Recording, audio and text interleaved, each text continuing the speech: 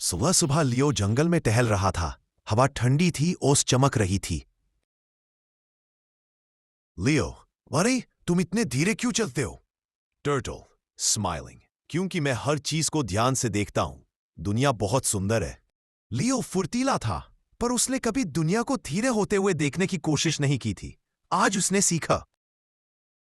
Turtle, तुम्हारी ताकत और मेरा धैर्य, हम दोनों मिलकर बहुत अच्छे दोस्त बन सकते हैं। लियो, हाँ बिल्कुल। और इस तरह तेज लियो और धीमे कछुए की अनोखी दोस्ती शुरू हुई, जो सिखाती है कि दोस्ती दिल से होती है। लियो और कछुआ दोनों जंगल में आगे बढ़ रहे थे और शाम हो गई, सूरज ढलने लगा।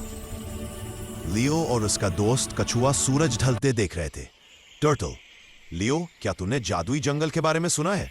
लियो, एक्साइटेड, उसमें क्या होता है? कछुए ने लियो को बताया, उस जादुई जंगल में पेड़ बात करते हैं और नदियां गाना गाती हैं।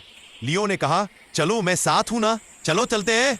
लियो और उसका दोस्त कछुआ दोनों ने जादुई जंगल में कदम रख चुके थे। पेड़ों में से आवाज आई, कौन आया, कौन आया?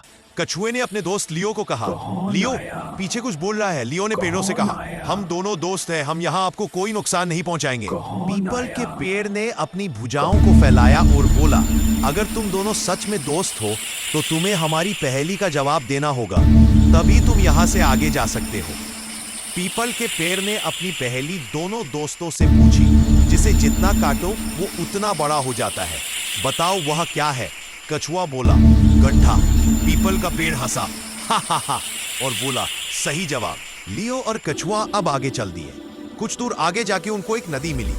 उस नदी में से मधुर मधुर संगीत की आवाज आ रही थी। जैसे ही दोनों दोस्त नदी के पास पहुंचे, नदी बोली, अगर नदी पार करना है तो दोस्ती की ताकत दिखाओ। लियो बोला, कैसे? नदी ने कहा, एक दूसरे के लिए कुछ मुश्किल काम करो। लियो ने अपने दोस्त कछुए से कहा, आज मैं तुम्हें लेकर चलता हूं। कछुआ भावुक होकर अपने दोस्त लियो से बोला, अभी तक इस जादुई जंगल में यहां तक मैं तुम्हें रास्ता दिखाता हुए लेकर आया हूं, और आगे भी मैं तुम्हें रास्ता दिखाऊंगा। लियो ने कछुए से कहा, मेरे को इस जादुई जंगल के बारे में कुछ नहीं पता, इसलिए आज मैं तुम्हें अपने साथ लेकर चलूंगा।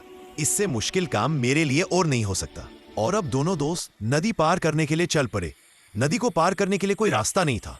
जैसे ही दोनों दोस्त नदी के किनारे पहुंचे, नदी में से जादुई पत्थर पानी में तैरने लगे और उस जादुई नदी ने उन दोनों दोस्तों को नदी पार करने के लिए रास्ता बना दिया। नदी पार करके लियो और कछुआ दोनों कुछ ही दूर आगे गए थे, उनको एक पेड़ पर करामाती उल्लू मिला।